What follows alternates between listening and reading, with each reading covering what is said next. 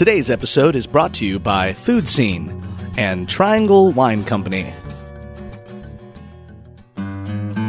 You're listening to the NCF&B podcast. Tell your friends to find us on iTunes at NCF&B podcast. And remember, the ampersand is simply shift the number 7 on your keyboard. And share our website, ncfbpodcast.com. There you'll find pictures, show notes between shows, and links to content where we've discussed on each episode. And follow us on Twitter and Instagram at NCFBpod. This show is sponsored by Food Scene. That's food-sceen.com, providing professional photography, social media management, website design, and graphic design services for the food and beverage industries of North Carolina. Foodscene.com. And now, enjoy the show.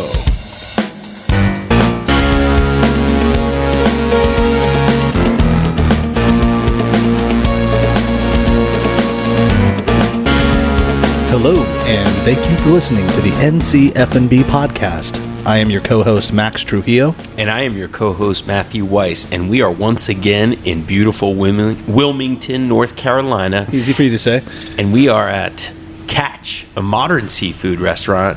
And we are speaking with the top chef here, Mr. Keith Rhodes. Welcome, sir. Welcome to Wilmington.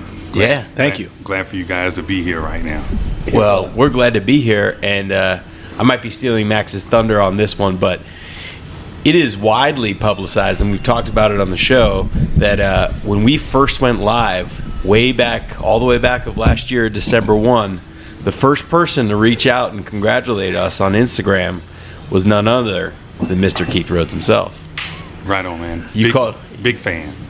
Oh, we appreciate it, man. Or an early adapter. Yeah, for sure, man. You know, one of the big things that we've prided ourselves in is just plugged into the community. So that ties right into community radio, NPR, college stations, and things like that. So that really represents what we do in our brand and our people. So this was something that was overdue for North Carolina to have something that was kind of food and beverage focused. Right. You know, and you guys are doing it with integrity, you know what I mean? So happy and proud of you guys, the way that you're going around, talking about things that are relevant, you know, just pushing yourselves to be involved with so much, you know what I mean? It really speaks a lot for your heart and what you're putting towards this. Well, just like positive affirmation for your kid when they're first learning an instrument or playing a sport or something like that, I felt like Chef Rhodes, knowing his shit out here, pardon my French, and being a very well-respected chef in North Carolina. Let me just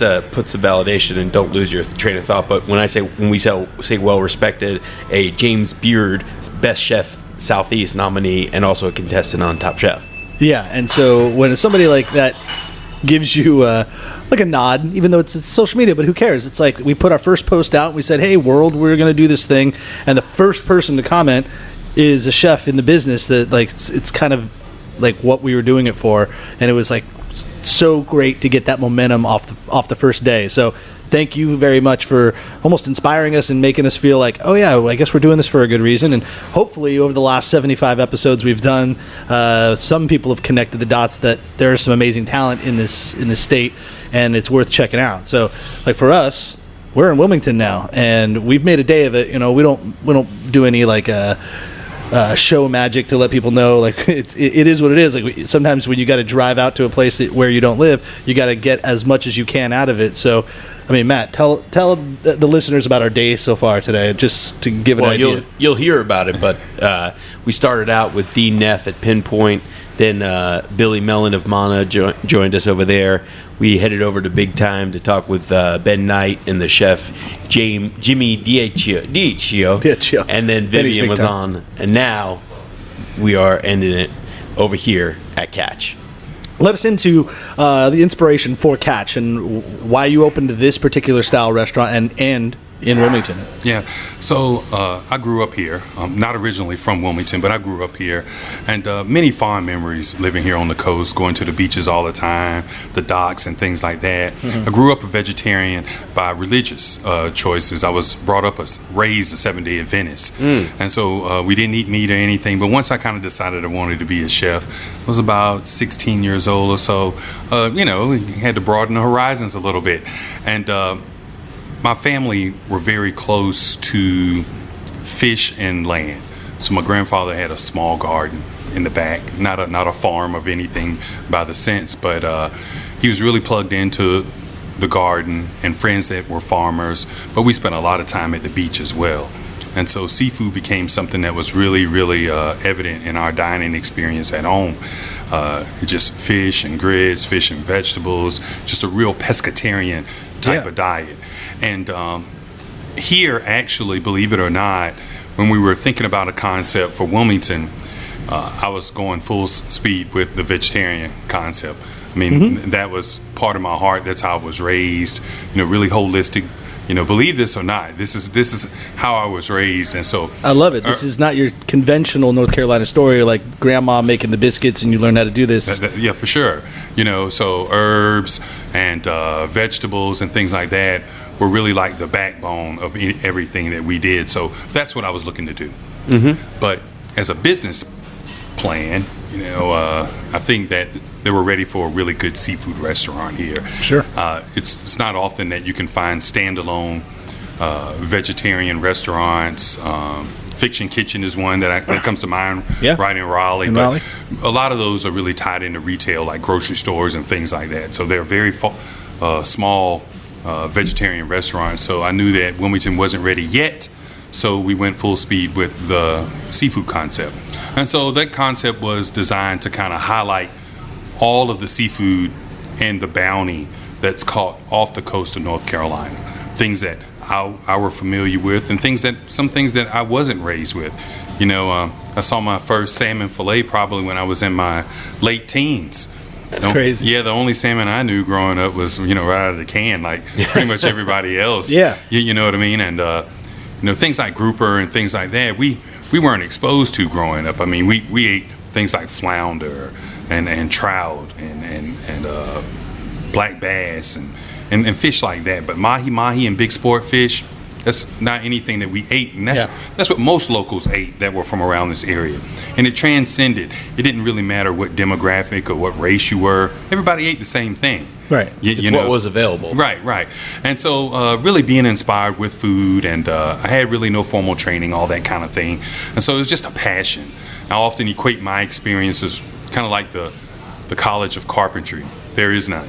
Right. You really have to own your craft, and really be serious about Experience is how you learn. Exactly. And so I had the privilege of working for some really great European chefs that really inspired me to bring out the best. I was a wild kind of guy getting into my 20s. So the kitchen meant more to me than just a job. It was discipline.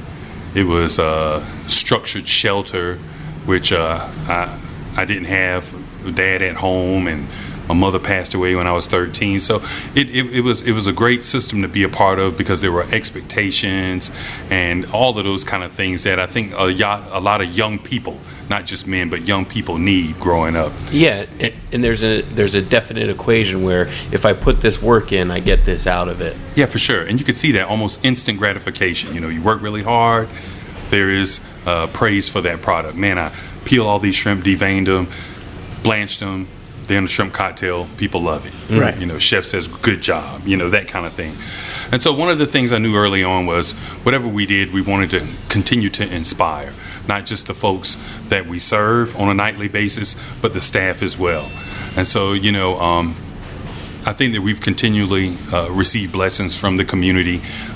I was just a steward at the time of really trying to put not just Wilmington on the map, but North Carolina in general. I think we were some of the chefs in the midpoint, not the starting, but in that midpoint that carried it on from people like Ben Barker and guys who were really making a huge difference of the scene, even locally. another gentleman, Sean Wellersdick. He has Portland Grill down there. Just a great chef that really was putting a blueprint together for Wilmington and beyond. And I think that we just were carrying that on. A little bit more focus. We were coming into that age of chefs being not just high cooks, but people who were really kind of being respected and acknowledged for more than just the cookery. Community skills. leaders. Yeah, you know what I mean? And that's something that's just been really true to me. And it's awesome that you had Dean on before, because his soul also speaks to the community as well. You know. Oh yeah, he's inspired. That was one of his biggest inspirations, was just becoming immersed with the vendors and the local and the farmers and the seafood people, just to the fishermen, seafood people. Is that a real thing? That's a real name. No, but the fishermen. And that almost molded the design of the restaurant. That's what we got out of it, was that he didn't go in saying Pinpoint is going to be X and Y. He just said, we're going to open this restaurant, and I'm going to kind of let the community and the region dictate as to what it's going to be. Right on.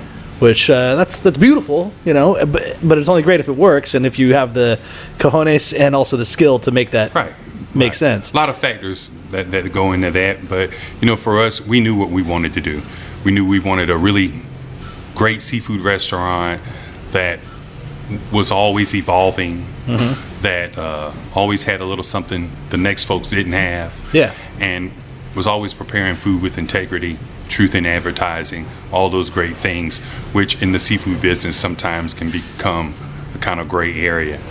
And so part of our evolution, we've been here at this location on Market Street for a little over 8 years now. And next year we plan on evolving and doing some different things here at the restaurant. We have a couple of other projects that we're working on presently right now in Wilmington and outside. But it's really to carry on with this seafood concept. But again, things are evolving. New generation, new folks, new customers. And these are the kind of things that we keep in mind as we're steadily on that trip of contributing to the community and just seeing what better ways can we do and serve the community. We do a lot of outreach. Yeah, one of the things that you're really well known for is mentoring young chefs and doing programs for that. So I know that's something that's very close to you. Yeah, I think today, I don't know, a lot of the people that are going into culinary don't really realize the level of work that's in dedication and focus that it takes to be in this particular business. And I get it. I get the whole business model. Kids want to go to cooking school. You sell them on that dream. You get them tied into debt with it without really giving them true life experience. When I was just starting out in my career and I was an executive chef and we started doing lots of hiring, having all these graduates from CIA and Johnson Wales and all these folks coming through the door, great, you had education, but you have no experience. Right. And they stick us guys in these positions, these 20-some and 30-year-old guys in these hiring positions where we're not really set up to train yet. We're still learning yourself. Yeah, exactly. And you got your responsibilities to cover. You don't got time to train somebody. So I'm looking for trained folks. Yeah. Right. So it was very often in the career I would tell folks strategically work in certain places, build your resume with that, and that will unlock the door faster than a degree will in this particular business. Yeah, I think going back almost exactly a year to the day, we interviewed Chef Scott James and Chris Santucci.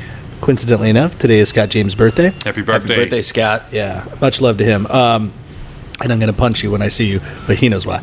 But we were talking about the benefit of having places like the Olive Garden and P.F. Chang's and corporate-run restaurants where people got to kind of learn in those school of hard knocks for a little while. They'd work there for 3-4 years or so. Then they could come to a place like Catch. And it's like, oh, cool. You know all the basics and you understand the lingo and you understand how to move in a kitchen. Structure. Yeah. I mean, Matt, you're a bartender, or you've been a bartender.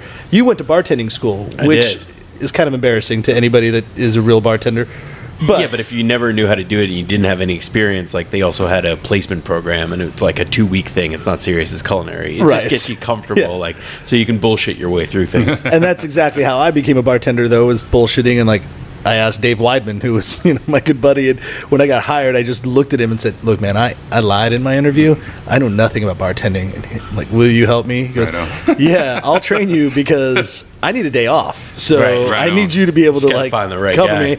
So you learn by experience and talking to the guy next to you, and hopefully somebody takes you under their wing and you pay attention. Whether you're writing notes down or you just have a great memory and you listen. Right. It's important. So I appreciate that. But I want to ask you. There's something you're talking about your life growing up and all, and with the Seventh-day Adventist and your family life. It seems like you were probably around a teenager. You were living with your grandparents. Is that right? What I'm gathering? Right. So, and had you always been a pescatarian growing up, or was it zero meat, like growing up, like no fish? When I would say up until 16, it was really sporadic. Like maybe once a year, we might have some boiled chicken wings or something like Thanksgiving, maybe? Would you guys do a turkey? No turkey or anything like that. And what's really sad about the whole deal is that both of the grand females, maternal and paternal, could not cook well at all. Okay. And neither could my mom with her short time here on Earth. And my dad was a pretty good cook. He was no chef. Yeah. But he was a good cook. Kind of artistic. But we really saw happiness from the meals my grandfather prepared. He was a Southern gentleman, and there were beets on the table more times than not. And I would just say, we didn't see the macaroni and cheese too much growing up and things like that. Yeah. We didn't see fried chickens and things like that much. My granddad was really big on, once I got in at 16 and started eating meat and a little bit, he'd bake a chicken. He'd take the Spanish mackerel fillets and put a little bit of mayo on them and then broil them under the oven, under the broiler in the oven. Little things like that. I just remember growing up and always had grits all the time. But it's something now that if I even smell like fresh sliced cucumbers, I know the summer is near. If that fresh cut blade of grass, whether you're traveling down the highway and they're cutting grass on I-40, that it's getting warm. And that's what invokes these feelings of comfort, is when I'm working with ingredients, especially ingredients that are indigenous to my area, that give me comfort. And I hope that it translates through on these plates that we're preparing, for our guests as well. So.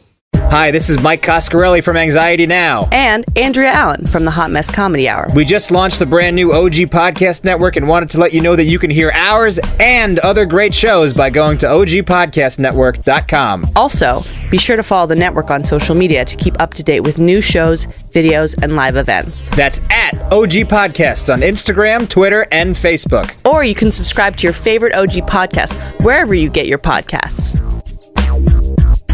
Creativity that comes through, but the inspiration you get from just any person, and in this case your grandfather, there's an appreciation for someone that takes the time to want to make a good meal. It shows the love and it shows the creativity, and it shows almost kind of like a happiness in their own life, where it's I want to do this for the people I'm cooking for. Yeah, man. And I love that vibe of then hey, you basically, your grandfather spawned a chef, and now you're doing that for a living. Yeah, man. And I mean, for us, it's an awesome time to get ready. We only do dinner here, and we do dinner 6 days a week. And that dinner service is very flashback, the time travel of us preparing dinner at home. When we grew up, no one ate on the couch, ate in their room, that kind of thing. We all ate dinner together. Yeah. Growing up, we sat down at the table, and that's how it ate. We ate.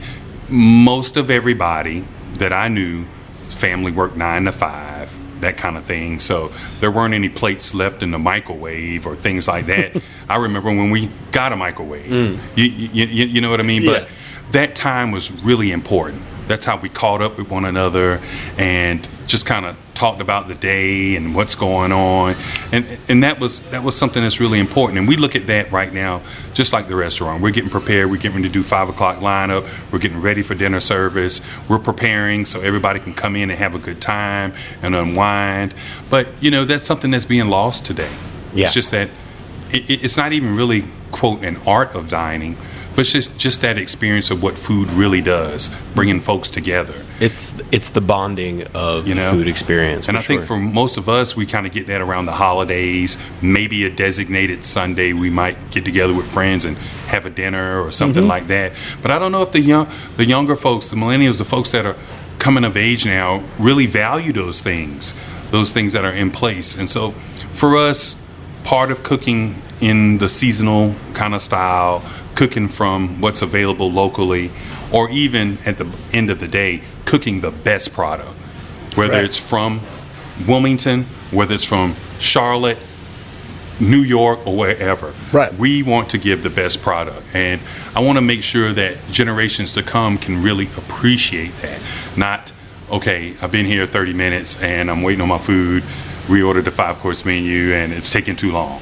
And I know every chef that hears me right now can thoroughly relate to that experience. Here, you're allotted a 2-hour dining experience, easy, right off gate. Yeah. So you come in, it's 2 hours before we have someone else sat.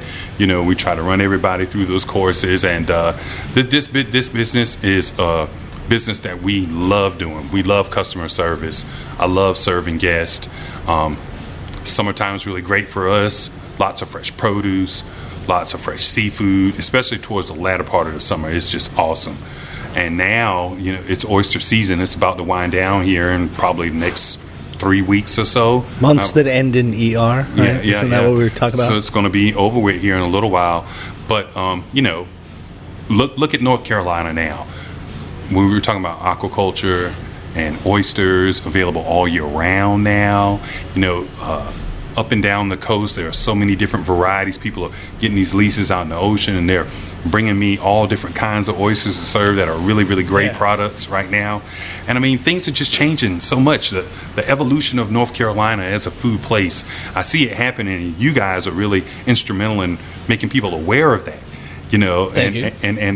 I mean, this is just really awesome. It's an awesome time to be in North Carolina. It's really awesome to be with you guys. I'm big fans of the radio show. You are our good food right now. And Thanks, man. Yeah, man, that's really awesome. But I mean, I think Matt and I were talking about, it's not like we're catching lightning in a bottle, but this is a unique time in North Carolina's food culture. I think it will be remembered at some point, and it's why we felt compelled to tell some stories about it or listen to stories about it.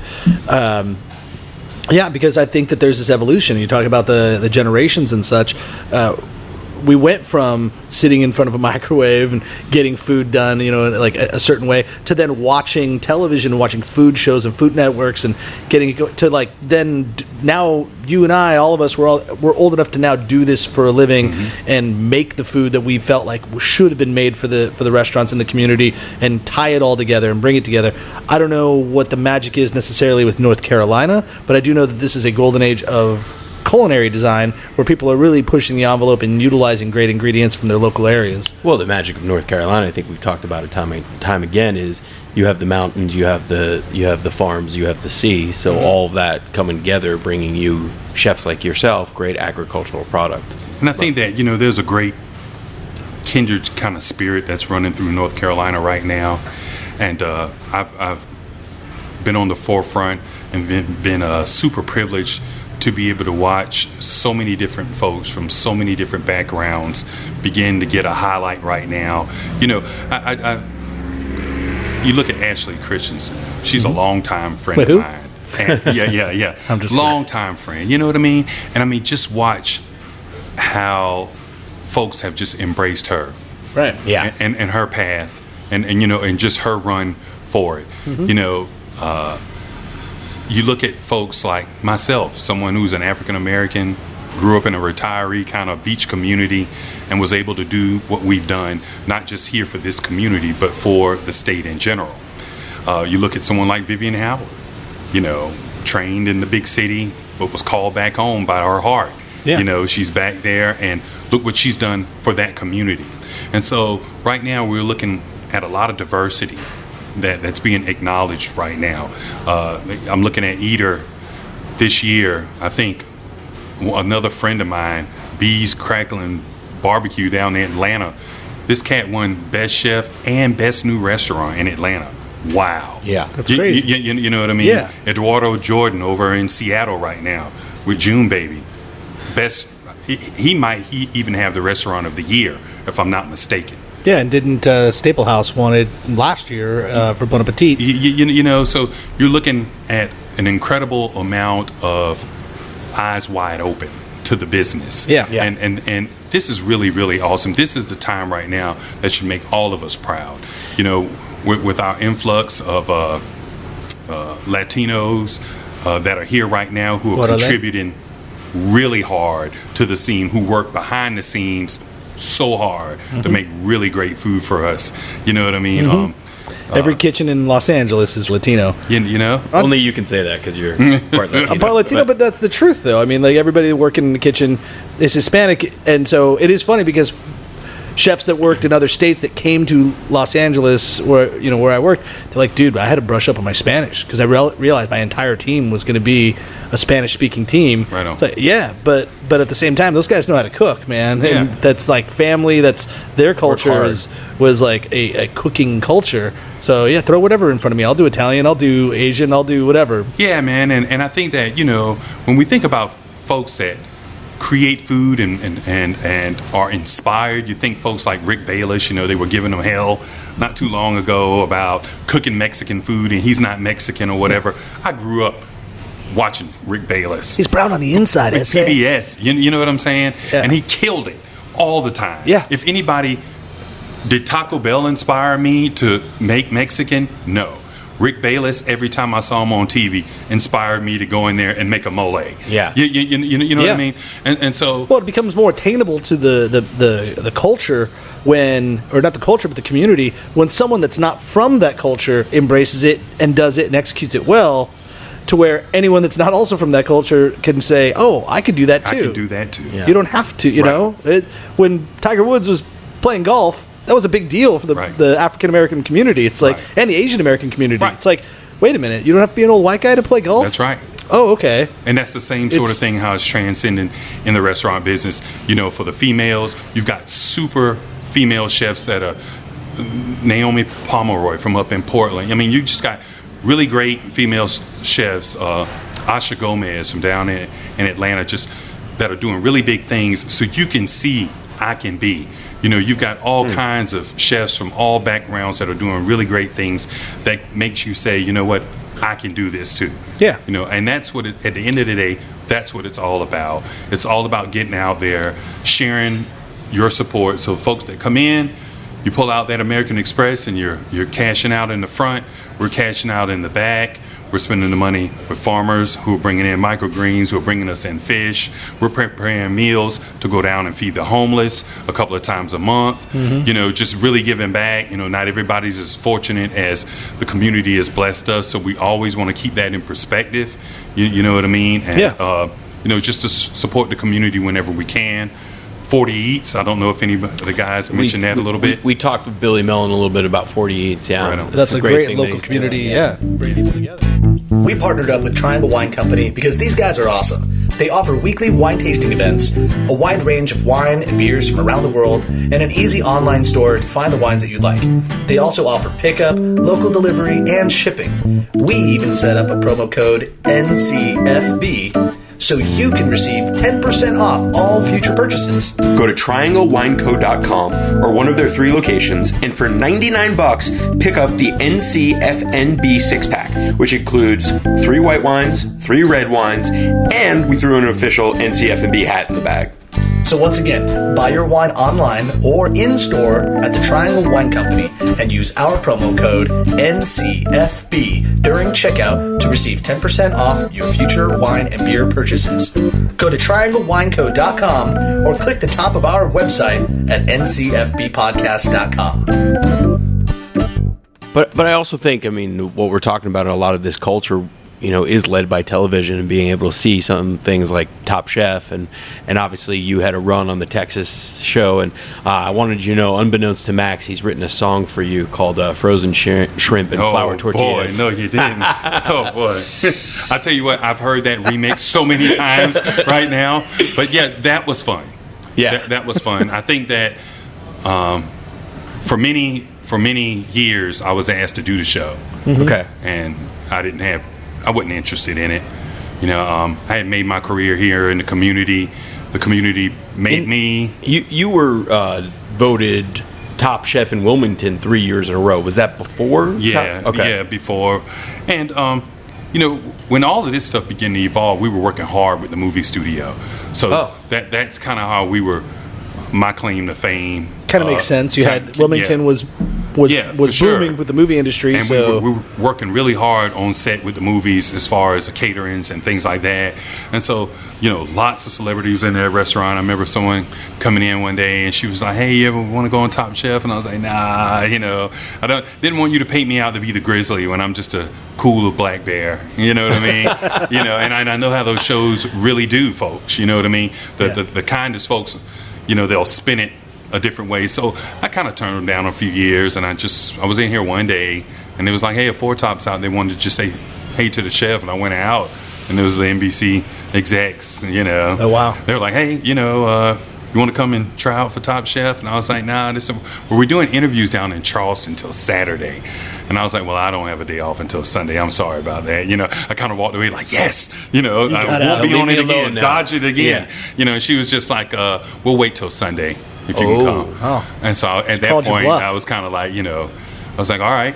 So what was the hesitant? Like, was there a little fear? Was there a little bit of just like, that's not me? Well, just the whole thing. Not really the competition thing. I mean, business is business. I'm doing great. I mean, who wouldn't want to have a bonus 50,000 or anything like that? But for us, I mean, we're making great money here, and so that really wasn't it. It was just I didn't want to be painted out to be a weirdo. You know what I mean? And I know how they do folks like that. You know what I mean? And so a lot of paperwork, a lot of things people don't know. It's like a court sequester when you go. As soon as you get there, you can't say. They kind of keep you away from everybody for about a week. Yeah. And then they take your computer, your phone, everything, and then you start this competition. And I'm like, I'm doing $1 million plus a year. What do you mean I can't have my phone? Whatever. You're a business person. And you gotta run your business. It really taught me a lot about the show and the business of the show and everything. Tom and Padma, super cool folks. Mm-hmm. It's amazing. They're just like anybody. You get to know them for a few days. It's like you've known them forever. Right. Yeah, really nice folks. Little crush on Padma? She's just awesome, man. She's just like a round the way girl. Like Max Jennifer Lopez. Max has a big crush she is. Yeah. America has a crush on Padma. She's one of a kind. But like I say, man, it was great. I think it was great for the state to be able to have someone, right here to go on to make the show, Okay, but let's be honest. When you were done with the show, there was a major influx of business, I have to assume, at Catch, at your restaurant. Yeah, I would say that there were a lot of starstruck fans that came for that. But for us, it had been glowing a lot before that. Right. You know what I mean? Because but it had to have been great for your business. Yeah, I mean, look, I was trying to get one of my chefs back in the day at one of my restaurants earlier to get on the show. I thought, why not? And I have ties to LA with a lot of production people. Right. And so I was calling the right people that worked for those networks. And he made it through a few hoops and he almost made it on the show. And it's like, man, if you could only get on that show, it would totally help our numbers. but cool here. I mean, I was the money guy talking about it, doing this, but it's like, it's true, man. It's visibility, and it shows what you're doing. For here, it was cool. Right. You know what I mean? And summertime, we're always super busy. That was really great. But it doesn't really resonate that much until you're out of town in places. Like I'm walking down the street in New York, and folks are like, "Oh my God, Top that's chef. You. I know you Texas from this." season. Yeah. And so that kind of thing. And then when we were traveling a lot and folks didn't know, and so we'd get into these restaurants and get off, and it'd be like 10 or 15 of us, and then the buzz was, "Hey, all of these guys are from Top Chef." All the champagne starts being dropped, the best caviar, it's just a full on. I mean, it gives you some street cred outside of North Carolina. Yeah, and it was just like super awesome. That was a great. But one of the things that I thought that's really been a game changer for a lot of chefs now, especially here in North Carolina now, is the James Beard Foundation making more of a presence as opposed to just being associated with awards. Because I think that's doing what community most work and all of us grew up knowing, the JBF, Oscar, Grammy kind of awards. Right. That's what you wanted. Whatever it took, if you were really bona fide and plugged in, you wanted to have a Wine Spectator Award and you wanted to have a James Beard Award. And, being acknowledged, best chef, whatever, that was really great. It was great on so many levels. Just being a person of color from here and in the vicinity of the states. Right. Hasn't happened, and it hasn't happened yet, which we're looking for more of that to happen. That acknowledgement of that. But on a higher level, to be able to work with them in food policy, food advocacy, sustainable seafood, and all of these different realms where they've started to put roots down in the community. I did a James Beard celebrity cruise about 3 weeks ago. While I was gone, they were calling me, telling me that they were having a meeting in Durham. I think at the Durham Hotel up there, they were having a food meeting there. And and I was like, well, I can't be there because I'm going to be here. You know what I mean? And so I think that they're really just trying to get chefs that are really passionate about food and the community on board to make some big changes for the future. And so that's something that I've been really happy about, because it brings a certain level of chef and committed chef together with others who will like them. You probably wouldn't really run into on the normal, but it brings you together to be able to bring great ideas together to really help and facilitate what we're trying to do, is have a really strong culinary community everywhere, not just in North Carolina, but worldwide. Yeah, it brings people together, and I kind of feel like chefs work that way. Like I know there's other industries where people are very competitive against each other, but I feel like you're cooking food, man. So you're kind of working together. You want to make the best food you can. Sure, if you're like in a competition, or just in general, if it's you and another person in town and you're both the big fish in that town, you have a little like a friendly competition. But I think in the end, like, I love the community of chefs, the way they work together and try to help each other, because if the whole town is doing well, then everyone's going to do well. That's right. Yeah. Well, how many times has things like today happened where we'll go to a new town or a new city within North Carolina, and somebody will say, yeah, man, record at my place and invite said chef over here. Yeah, open my doors and anyone can come. And they all come, and so they all bring it together because they're happy that, we're telling their story and we're telling the story about the rest of the community. So it kind of feeds everybody. For us here, one of the things I hope people kind of take away from us, and I think that, what's that new restaurant, Postal Fish? Yeah, I was going to ask you if you know those guys. Yeah. And so, and there are a handful of restaurants that are here in this area, but we're cooking seasonal food dominantly on the menus. Dominantly. I won't say exclusively, but dominantly. And so that's something that's very rare these days.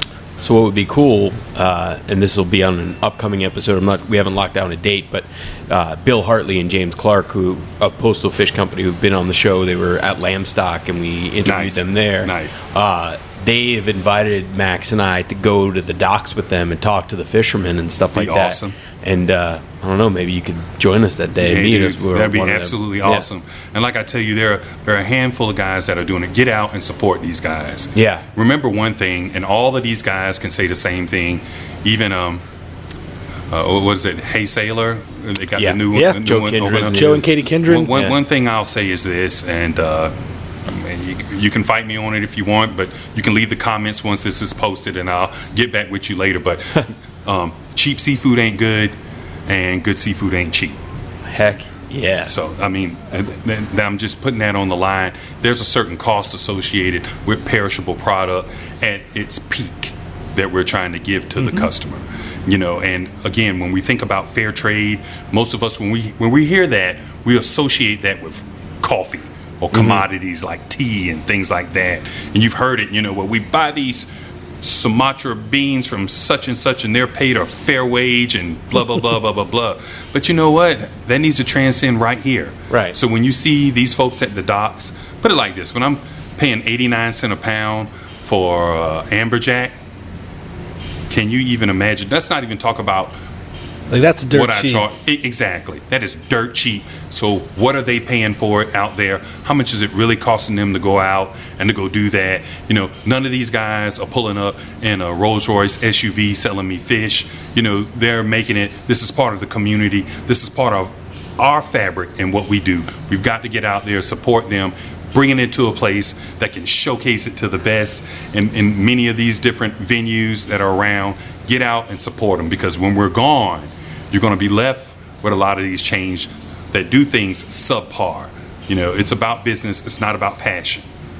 And so, you know, we can see that from the small little boutique Italian eateries when we compare it to somewhere like a Maggiano's. Yeah. Right. You know what I mean? Yeah. There's a certain level of fresh passion. handmade pastas. They're sourcing amazing ingredients, using the right grains, and exactly. And so, I hope when my younger audience is listening right now, think about that. The whole art of dining. Experience it all, from really great cocktails and boutique wines to really great food. You know what I mean? Absolutely. Make that a part of what you do. I know some guys who run the triathlon. I know some that are really great gardeners, some that are really great artists. Well, my thing is just really enjoying food, not just cooking it. Right. I'm a diner as well. You know what I mean? Right. And so you have I to have an appreciation for what you're doing. Yeah, exactly. And I love giving it up. I mean, when I go down there and I see Dean, and I go down there and eat that liver mousse, that chicken liver mousse that he's got down there on the menu, melt in your mouth, to die for. It is awesome. Yeah. What do you think of his fried catfish dish? Oh boy, you know what? I've heard all about it, and all I can say is we've got good catfish too. Okay. It might not be What's as your good. preparation? It might not be as good as his. How do you Catfish prepare- throwdown. Yeah, Oh, catfish. no. Let's do it. Come on. You heard it here first. Keith said the Dean's fish was not good. We black. Yeah. No. That's what he said. I think that's what I That's got. what I heard. Oh boy, Yeah. they're twisting it. So big ups to Dean. Fried seafood, fried catfish. I think it's some sort of broth and grits or whatever. But I've had it several times. Little and it's tomato salad he's putting in there too. absolutely delicious. It's refined from time to time, little Yeah. accoutrements here and there, but it's always good. We use that Carolina Classics, same. Oh, okay, same catfish. Yeah, from up in Ayden, North Carolina, and we prefer to blacken ours. Oh. It's just tried and true.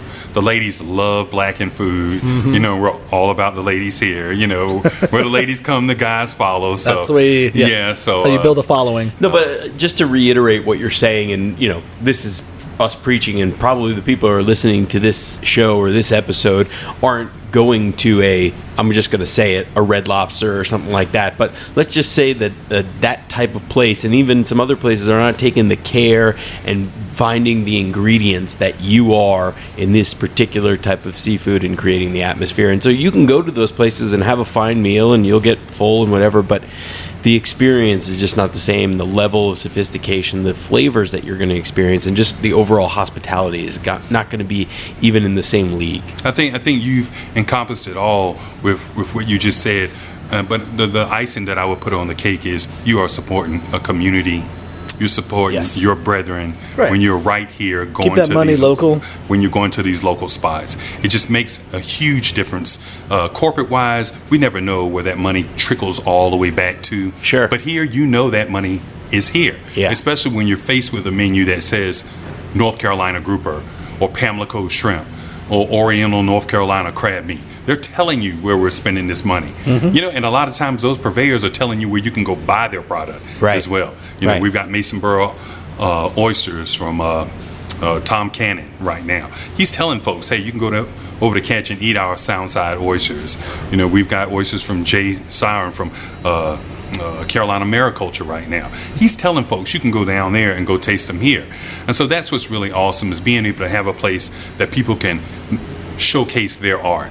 Yeah. And so whether it's on the walls or on the plate, you know, this is what the community has afforded us, and we just want to give back and give it back with integrity. So when it's all said and done and the carbon footprint is left, it's like, wow, we were really great. and privileged to have catch when it was here. Just like, what was it, Magnolia Grill. I mean, when that place was there, I mean, I was cooking on the line in my early 20s, reading the cookbook.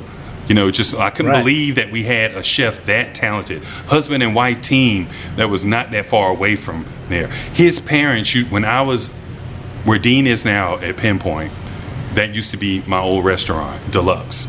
For 13 years, I was the executive chef there. Oh, wow. And so I cooked for Ben's parents plenty of times. Wow. They would come in, oh my God, my son, whatever. And just plenty of times. So I'm just saying, like, inspiration. I want to leave that kind of legacy. And I remember we were doing something over at Eliza's house. Sure, Eliza Allender. Yeah. And we were doing something over there one day, and she had, the creme de la creme out. Sure. And we're out there poolside, and I saw Ben and his wife. I think they were there with their son's pizza. Yeah, Gabe. Place. Right. Yeah. Pizza Mercado. Yeah. That's an episode that actually you don't know, but already dropped. Right on. Yeah. And so I'm there, and I'm going around, speaking to everybody, blah, blah, blah. And I turn and I see him, and I like dropped the mic. I was like, oh my God. Yeah. Oh my God. You know what I mean? And I was like, you don't know who I am. He was like, oh yeah, I know who you are. And I was like, but that must have felt great. Yeah. You know what I mean? And so to me, that was like really huge. I mean, like, yeah, I've had Emerald. I've had all kinds of folks in here. But to see him at that point in my life, I was so inspired by the work that they did up there. You know what I mean?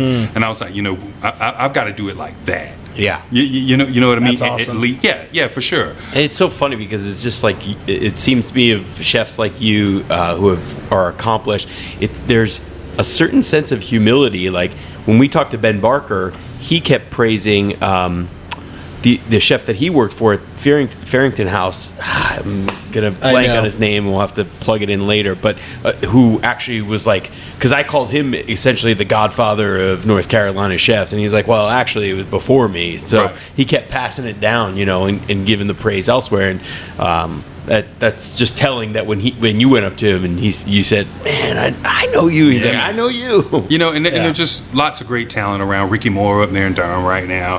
Good friend of mine. We worked together the last few years. And man, just a great guy who's producing some. Ricky got shit to do. You know what I mean? I mean, shit to do. Just That's non-pretentious, good food. Yeah. I tell folks, it's not often that in the heart of July that I'm going to sit outside on a picnic bench for 30-some minutes in the hot heat waiting on some hot seafood to come out and eat. I said, but I'll do it for him. She'll do it for Ricky. And I'll do it every time. You know what I mean? Because it's always good. He's a real guy cooking real food. And at the end of the day, that's all that matters. You know what I mean? And I think that, for me, I'm a seafood nut. And you know what I mean? His new place is opening, so you can actually go inside in the air conditioning. So that'd be even better. That'd be even nicer. I'd wait 30 minutes in the air conditioning for a nice nice frothy beer. Whatever. Yeah, man. So again, I'm really proud to be here. I'm really great.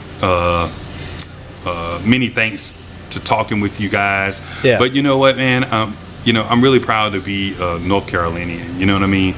We're going through a metamorphosis right now, again, with a lot of the aquaculture. Hydroponics are going really great right now. Agriculture, the food scene, the diversity in it. You guys are the 2018 is going to be huge for you guys. So I'm just glad to be on board, and I hope that we can get together again sometime soon, I hope. Well, Chef Keith, you warm our hearts with your kind words and all. And, I mean, geez, this was, like, so inspiring just to listen to. We very much appreciate being welcomed into your restaurant, Catch, out here in Wilmington. Matt?